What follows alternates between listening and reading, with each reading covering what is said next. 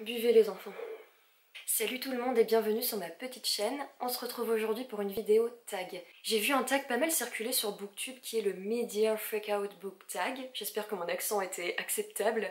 Et ça m'a donné envie de le faire, donc voilà, je le fais maintenant, en direct, en vidéo. C'est un tag qui du coup retrace les lectures que l'on a fait là pour l'instant en 2020, donc de janvier à fin juin pour ma part. Et je trouvais ce concept plutôt pas mal pour avoir une vue d'ensemble sur les lectures que l'on a faites au cours de l'année. Je sais que moi pour ma part j'ai eu des lectures plutôt décevantes, donc à mon avis les déceptions de l'année vous en aurez beaucoup.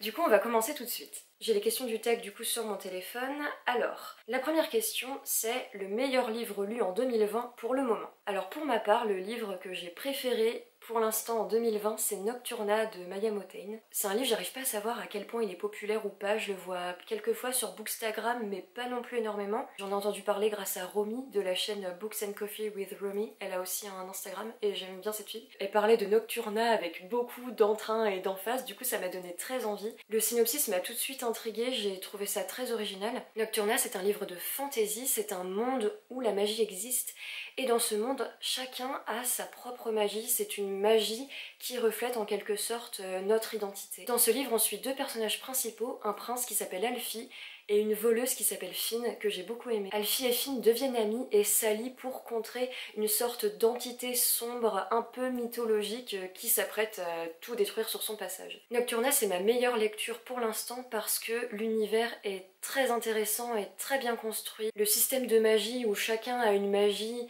qui est différente parce qu'elle reflète sa propre identité, j'ai trouvé ça très intéressant aussi. L'histoire est très bien construite, très cohérente, il y a vraiment un fil rouge très intéressant. Des fois il y a quelques clichés, mais franchement c'est du détail et on passe au-dessus. J'ai aussi beaucoup aimé les personnages, surtout le personnage de Finn, et ce qui je trouve également fait la force du livre, c'est que c'est un monde de fantasy d'origine hispanique. Souvent dans la fantasy c'est souvent caucasien, très blanc, et là non, les personnages sont racisés, il y a même des mots d'origine espagnole dans le texte et j'ai trouvé ça très intéressant. Étrangement je n'ai pas eu de coup de cœur pour ce livre, je pense que ça se jouait à très peu de choses, en fait je saurais pas comment dire, il m'a manqué quelque chose, mais j'ai quand même très hâte de lire la suite. Il y a le second tome qui va sortir très prochainement, cette année peut-être, je ne sais pas.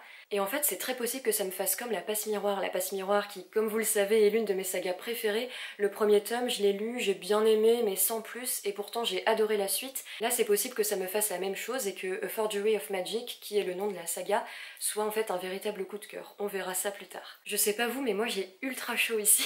La deuxième question du tag c'est la meilleure suite lue en 2020 pour le moment.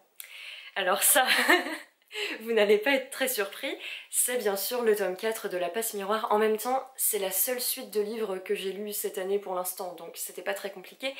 Mais même si j'en avais lu d'autres, je pense que ce serait ça. Je vais pas trop m'épancher sur ce livre, j'en ai fait un vlog entier qui dure 40 minutes, donc voilà. C'est le dernier tome de La Passe Miroir. Il a ses défauts, il y a des trucs où j'ai été dubitative, des choses où je n'ai pas adhéré, mais c'est quand même une fin de saga vraiment en apothéose. C'est un tome brillant, intelligent, bien construit. C'est pour ça que pour moi, c'est la meilleure suite que j'ai lue en 2020. Bon, j'ai triché parce que c'est la seule, mais c'est quand même une très bonne suite et une très bonne fin.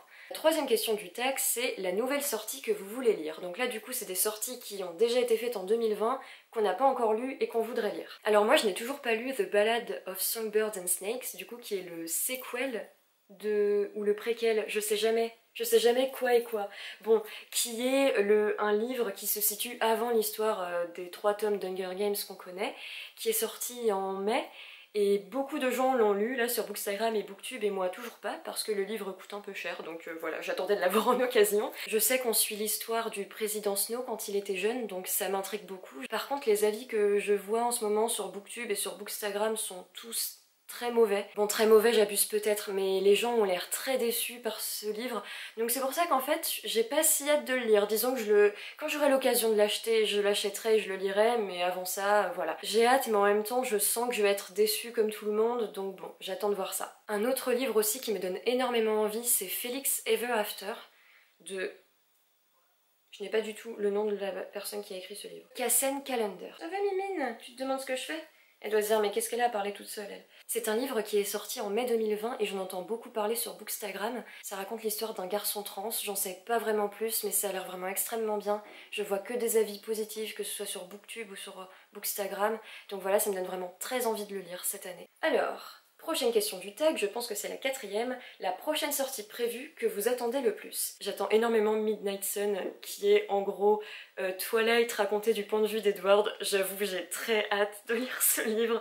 J'ai hâte de voir ce que ça va donner en fait, et j'ai hâte de me replonger dans le monde de Twilight, voilà.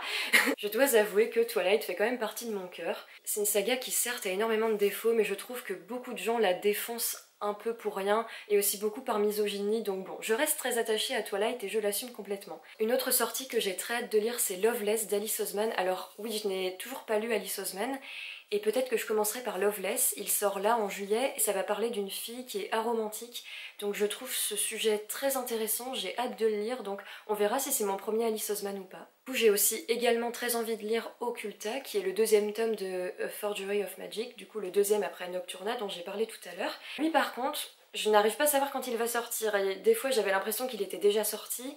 Sur Goodreads, j'ai lu qu'il va sortir là en décembre, je sais pas du tout quand c'est qu'il va le sortir.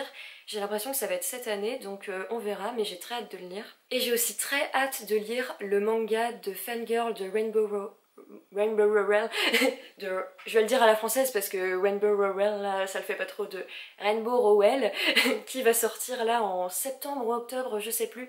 Mais oui, il y a Fangirl qui va être fait en manga et j'ai vraiment très hâte de lire ça. J'ai hâte de voir comment les personnages vont être représentés, j'ai vraiment hâte de voir ce que ça va donner. Mais bien sûr, le livre que j'attends le plus, que j'attendrai toute ma vie, j'ai l'impression, c'est The Winds of Winter, le 6e tome de A Song of Ice and Fire. Il devait sortir de base en 2015. Il n'est pas sorti en 2015, après 2016, 2017, 2018, 2019, 2020 il est toujours pas sorti. Là il devait sortir en juillet 2020 et George R. R. Martin est toujours en pleine phase d'écriture. Donc on l'attend. Écoute, à un moment il sortira, on verra, peut-être que j'aurai 50 ans à ce moment-là, on verra bien. Alors la prochaine question du tag, je sais pas si c'est la 5e ou la 6e, c'est notre plus grosse déception pour l'année 2020. Et là, j'ai des choses à dire. En vrai, je veux parler de tout parce que voilà. Je vous renvoie à mon premier update lecture que j'ai sorti en avril, je sais plus, sur ma chaîne, où je parle de 2 livres que j'ai trouvé affreux. C'est des grosses déceptions de 2020, Or Not To Be de Fabrice Collin, qui est un livre que une libraire chez qui j'étais en stage m'a conseillé. J'avais beaucoup aimé le début, j'adorais l'écriture, l'histoire me paraissait très originale. Et c'est parti, je ne sais pas où, mais c'est parti très mal. L'histoire n'avait aucun intérêt et en plus c'était misogyne à souhait. Vraiment j'ai détesté ce livre et ça a été une énorme déception vu que l'auteur écrit vraiment bien. Donc c'est dommage, mais ouais, vraiment une grosse déception. J'ai également été très déçue par Tuer le père d'Amélie Nothomb. J'aime beaucoup Amélie Nothomb, mais là ce livre, j'ai pas compris. Ce livre pour moi ne sert à rien. J'aime pas dire ça, mais là vraiment, j'ai vu aucun intérêt dans ce livre. En gros, ça parle d'un couple qui adopte un garçon et ça parle de magie parce qu'ils sont magiciens. Donc moi j'ai commencé ce livre, je me suis dit ah trop bien, des personnages magiciens, ça a l'air super bien.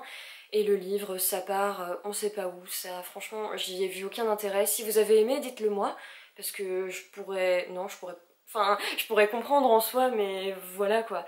Moi vraiment, j'y ai vu aucun intérêt, en plus j'ai trouvé ça un peu misogyne également, donc voilà, très grosse réception de la part d'Amélie Nothomb pour moi. Et aussi cette année, j'ai lu Cyrano de Bergerac, voilà, je l'ai lu, je sais pas, il y a 2 mois, et... pareil, j'ai été un peu déçue par ce livre. En fait, je pense qu'il y a tellement de gens qui l'aiment que du coup je m'attendais à un truc grandiose et en fait au final j'ai pas trop aimé. Après je veux pas dire qu'il est nul, mais c'est juste que là quand j'ai dû noter mes déceptions de l'année 2020, j'ai pensé à Cyrano de Bergerac. J'avoue que je m'attendais à mieux, mais c'est pas non plus nul. Donc c'est une petite déception on va dire. Alors la prochaine question du tag, c'est la plus grosse surprise en termes de livres pour cette année 2020. Alors j'aimerais citer L'instant présent de Guillaume Musso, que j'ai lu là, je crois que c'est le premier livre que j'ai lu cette année. Ah non, c'est La fille de papier. Il fait partie des premiers livres que j'ai lus cette année et j'aime beaucoup Guillaume Musso, mais j'avoue que ce livre-là, je m'attendais pas à une telle fin et ça m'a agréablement surprise. La fin, du coup, vous inquiétez pas, je vais rien vous dire, mais j'ai trouvé que ça donnait une dimension très originale et très forte au roman, et ouais, ça a été une agréable surprise. J'aime beaucoup Musso de toute façon, hein, les gens peuvent dire ce qu'ils veulent, mais Musso c'est très bien, voilà. Et également, ma plus grosse surprise de cette année, c'est Le voyage de nos vies de Chris Colfer. Je l'ai commencé en m'attendant à rien, je m'attendais un peu par préjugé sans doute à quelque chose de très léger, pas vraiment approfondi, mais voilà, quelque chose de feel good. Et en fait c'était très bien, D'ailleurs j'ai fait un vlog où je lisais ce livre et où j'ai dit tous mes ressentis. En fait ce livre je l'ai trouvé très subtil, il était à la fois léger, feel good, mais en même temps sérieux, il parlait de thématiques sociales que j'ai trouvées très intéressantes et très importantes. J'avoue que moi, Chris Colfer, je le connaissais de Glee, je pensais même pas qu'il écrivait. Voilà, j'ai lu ce livre en m'attendant à rien et en fait c'était un très bon auteur. Après ça c'est une traduction donc après je peux pas trop m'exprimer sur l'écriture même de Chris Colfer, mais l'histoire en tout cas était très bien. C'est pas un livre qui va te marquer toute ta vie, mais c'est un très bon livre, ouais, vraiment feel good mais en même temps très grave et sérieux et j'ai trouvé que c'était le mélange parfait. Donc je conseille vraiment ce livre. Et du coup l'autre question du texte c'est le nouvel auteur préféré et du coup là encore je vais citer Chris Colfer. Il m'a vraiment agréablement surprise et j'ai très envie de découvrir les autres livres parce que s'ils sont aussi qualitatifs que Le Voyage de nos vies, vraiment ça donne très envie. J'ai adoré le fait qu'ils mettent des thématiques socio-politiques très graves dans un livre qui est pourtant feel good et léger. Je trouve ça vraiment très bien fait, très subtil, j'ai adoré. La prochaine question du texte, c'est le nouveau crush livresque, du coup dans un livre lu en 2020. Au début, je voulais tricher et dire Thorn de la passe miroir, mais je n'ai pas découvert Thorn de la passe miroir cette année, même si j'ai lu le dernier tome de la passe miroir cette année. Donc je vais le citer, mais j'ai quand même décidé d'en citer un autre pour ne pas tricher. Voilà, vous pouvez au moins me reconnaître ça. Thorn, je t'aime. S'il te plaît, Nymeria. S'il te plaît, Nymeria. J'en ai dégoté un, mais j'avoue que voilà, c'est un crush que j'ai trouvé qui pourrait être un crush. Mais voilà, c'est parce que j'ai dû en trouver un, c'est pas non plus un vrai crush, mais bon. J'ai quand même envie de citer Théo du livre L'incivilité des fantômes de Rivers Solomon. J'arrive pas non plus à savoir à quel point ce livre est populaire ou non, j'en ai très peu entendu sur Bookstagram et Booktube. Mais en tout cas, Théo, c'est un personnage, voilà, comme j'aime bien, un peu ténébreux, silencieux, mais en même temps, il en pense pas moins. Il est très intelligent. Il me fait énormément penser à Thorn de la passe miroir. Ils ont beaucoup en commun.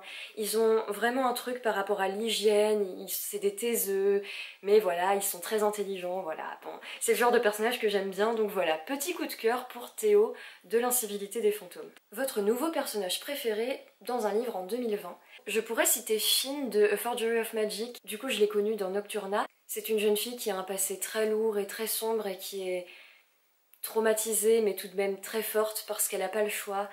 Et elle arrive à changer d'identité grâce à sa magie.